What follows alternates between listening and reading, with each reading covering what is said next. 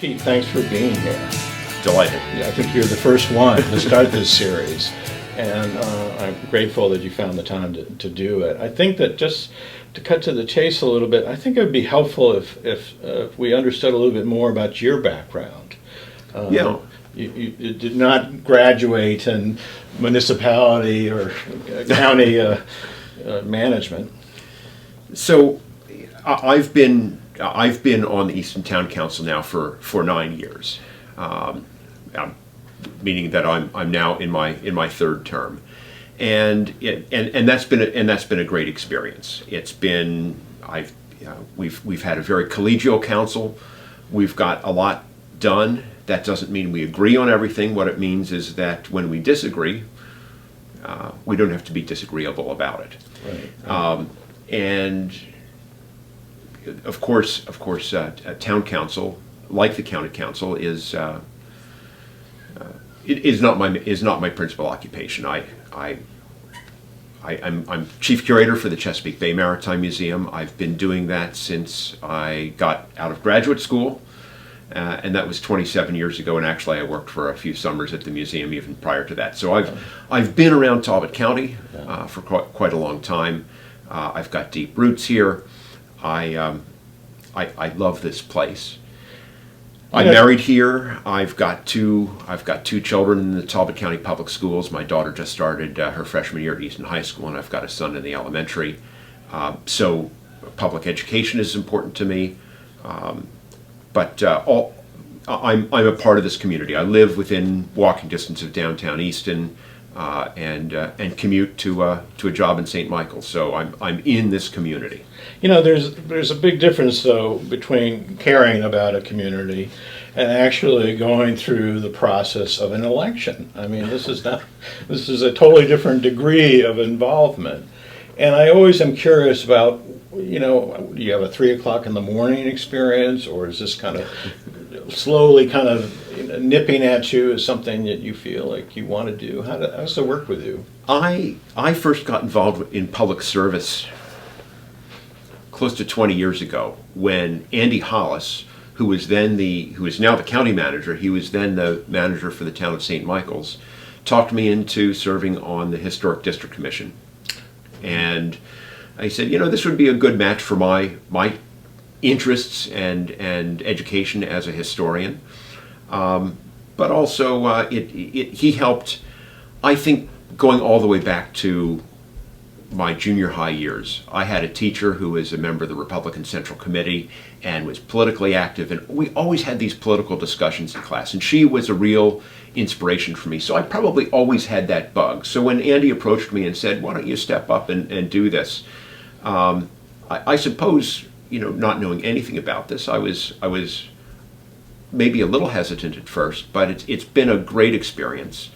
I really love helping people get to a solution. There are times that we need to say no, but I'm always looking for, well, if we change this and that, I think we can get to a yes.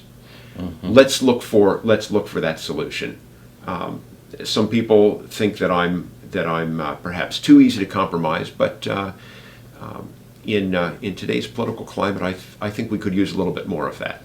So, going back to it, though, was, when you decided to go for the county position, I mean, did you have a particular issue? Was there like some kind of moment of clarity where you said, I'm opposed to that position, or I'm opposed to that approach, and therefore I'm going to throw my hat in the ring?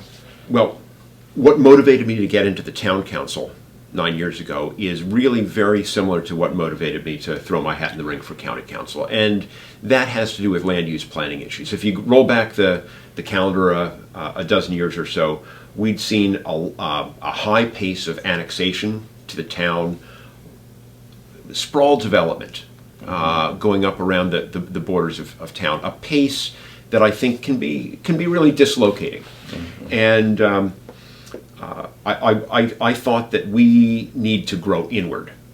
We've got lots of infill opportunities to develop. We've got lots of redevelopment opportunities, And I wanted to change the conversation about how Easton develops. And now I'm looking to do the same thing with land use planning issues in the county, where we have a really special place here in Talbot County that is distinct and different from surrounding counties and certainly other parts of Maryland.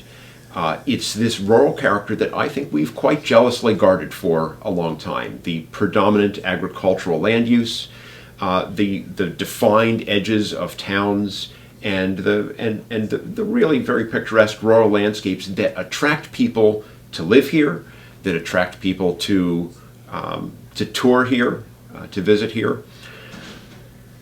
It's a precious resource, and we need to guard that precious resource carefully. And so I'm looking to change the conversation in the county about those matters. Well, and it's probably a good segue into this very specific issue that came up recently with town council plans for sewer expansion and the kind of approaches to the Bay 100 area. Right.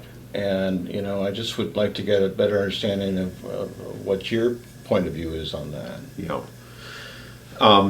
This started back with the adoption of the county's comprehensive plan, going back 3+ years now, in how we define the character, how we protect the character of our rural villages, places like Sherwood, places like Royal Oak, and how should they develop? In other words, when we add housing units, when we add businesses, anything to these, what is appropriate there? What is the density that's appropriate there? How are we going to have the infrastructure to support that development in those places? And my inclination is to make sure that we channel most of our development into the municipalities, into the places where we truly have that infrastructure to support them. The transportation infrastructure, the water and sewer infrastructure, all these pieces, so that ultimately when we add houses to these areas, that they don't become a financial burden to the county in providing services and providing police protection and providing all those things. We can do that a whole lot more efficiently when that development takes place in the places that already have the infrastructure to support them. So in this recent go-round, it's all a matter of balance, is it not? You have these competing forces of workforce housing, for example, affordable housing, and that some people believe that the Bay 100 is deserving of the same kind of investment as other parts of the county, versus those who have bought their houses as a second home. Maybe they're now living in them full time and bought into a certain quality of life. Well, with affordable workforce housing, again, yes, we need to provide those opportunities. Yes, I agree, there is not enough of that available now. And this is true for both owner-occupied housing as well as for rental housing. This is something that needs more attention in our county. Yeah. The opportunities to do that most affordably are in those places where the infrastructure exists, in those municipalities. And so we can provide those opportunities best and most affordably for the long term if we follow good development guidelines. And really that's what the comprehensive plan and the code should be all about. The amendment to the code that passed recently, having to do with when we extend sewer to these rural villages, to these peninsulas in the Bay 100, let's make sure that we're doing it, and that for the environmental reason of cleaning up septics and the impact that that's going to have on the neighboring waterways, and that we don't reverse the progress or undermine the progress by opening these fields up for new development. We can lose all the progress that we're making with those hookups. So what would have been your solution if you were at the table while this was being? Well, I was a big advocate for that amendment to not allow sewers to change the character of a place and open it up for development. And I was grateful that that particular amendment passed. I think it was a bit of a struggle to convince the council majority that this was the right way to go, and that this was the will of the county to develop in this way. Yeah. So what's unmistakably clear is that this county is going to grow. Absolutely. And so, the question is how, and how do you position Talbot County, which now has become, I believe, a retail, regional shopping area.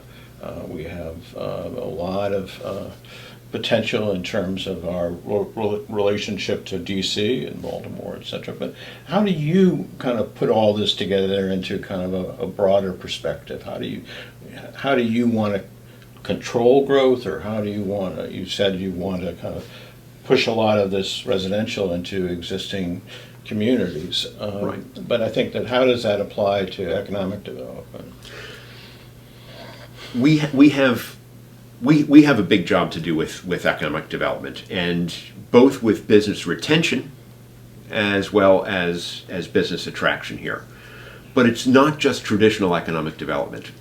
Right now, if you look at the town of Easton, we do have pretty reasonable balance in that the number of jobs in Easton is not too far off from the number of working age adults that we have here. And that doesn't mean that everybody who lives here works here, it just means that we have roughly an equal number commuting in and commuting out. We're not a bedroom community. And that Easton is such a big part of the population of the county as a whole that helps define the prosperity of the whole county. And similarly in St. Michael's, there's a pretty good job base there as well. We've got more that we need to do, though, in terms of prosperity for this county. I'm fortunate to live in Easton and have access to good broadband internet.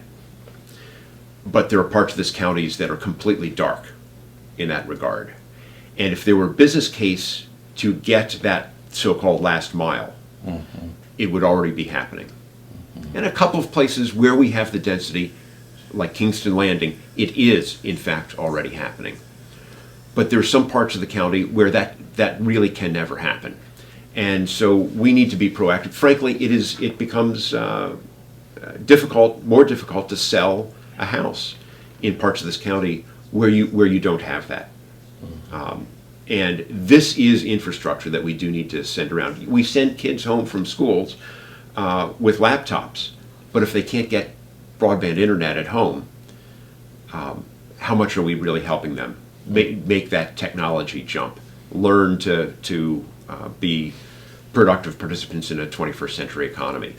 We need to provide that infrastructure, and frankly, there's a legitimate government role in making sure that happens.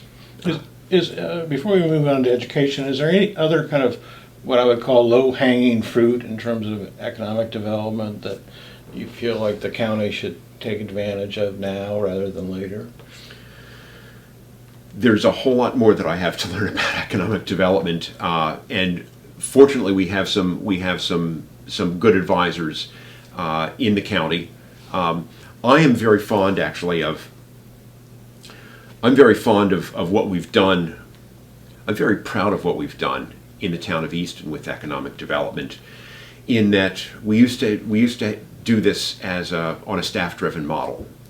And when we had some frustrations over that, we ended up moving it to a different model, putting the decision-making in the hands of the business community, who also have an interest in the success of economic development. So we created this Economic Development Corporation. We empowered the Easton Business Alliance to do the decision-making, carry on Easton's Main Street program, but with the decision-making in the hands of the business owners. I see. Yeah. There is nothing inherently wrong with the way the county's going about this. In fact, I think the county's got right now some pretty good things going on in its economic development office, and I think they've got a very good team there. We have to make sure that they are doing everything they can to coordinate with, to keep the communications open with the business community here. I've got a great relationship with some of that staff, and I've been very impressed with some of the programs that we've got going there. You know, I know that there's a thing called the school board that Yes. handles a good bit of the administration of the school district we have here in Talbot County. But every year, they have to go to the Talbot County Council for board approval, budget approval. Right. And we live in a state that mandates what they would call maintenance of effort in terms of the budgeting for those local schools. And in many cases, these counties are finding themselves unable to, in some cases, meet the maintenance effort, but to actually supplement the school system to ensure the quality of education that will be meaningful to their students. Right. So, those are big issues now. I know that this affected Talbot County this year, but even more so in Kent County. And one county decided to invest in their schools, and the others, were conservative with their budget. How do you fall on that issue? I testified before the county council this past year for full funding of the school budget. It was not a significant increase that the schools were asking for. What they told us, what they told the public, that the board planned to do with that increase in funding, were all, I thought really basics.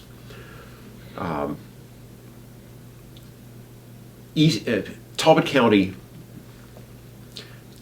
schools are struggling with a public perception that their results are somewhat middling. And if you look at class sizes, if you look at resources that we put toward this, compared with other schools in Maryland, we're stacked up against some pretty tough competition in Maryland. If we were being compared to schools in maybe some other state, we'd stack up pretty well. The funding disparities in Maryland counties are not as bad as they are in some other states. Maryland's got a formula, and we love in Talbot County to rail against that formula because it disadvantages Talbot County because we have the larger tax base. I think that we've got to stop complaining about that, and we've got to start taking some action and just making sure that we can take the steps that we need to do to improve the public perception of the schools. We've actually got some pretty dynamite faculty. We've actually got some pretty solid programs. We've actually got some pretty good things going on in terms of vocational education. I wish we could do more on that front, and programs that meet the needs of students who are not necessarily college bound. We need to help the schools get over the top with those things, and I believe that a lot of this can be done with incremental increases. We're not talking about a dislocating increase in school budgets. Frankly, we don't have room within the county finances to do that, but we can take some important steps in the right direction there. I have two other things. I just want to make sure we're on time here.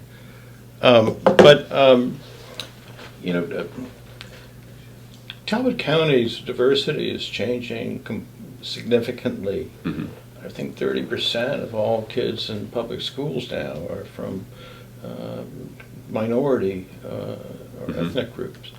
And so it's like kind of a new paradigm shift for our county. And, it all starts with leadership at the top of how a community handles diversity. Mm-hmm. Do you have some strongly held views? I know this has come up on the Easton Council as well. Absolutely. Well, this is the year of Frederick Douglass, and 200 years, are we where we're supposed to be?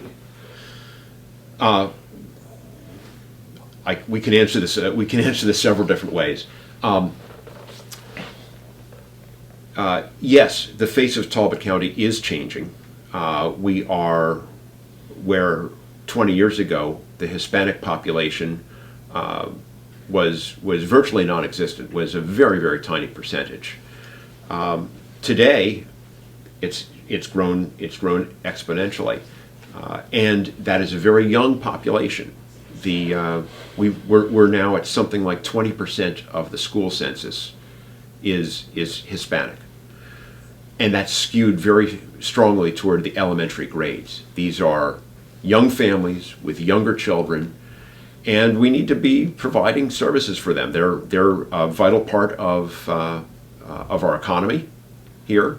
They're a vital part of our community. We need to make sure that they are part of our community, and that that they're not forced to be a separate community. Mm-hmm. That we do the job of integrating them into the Talbot County community.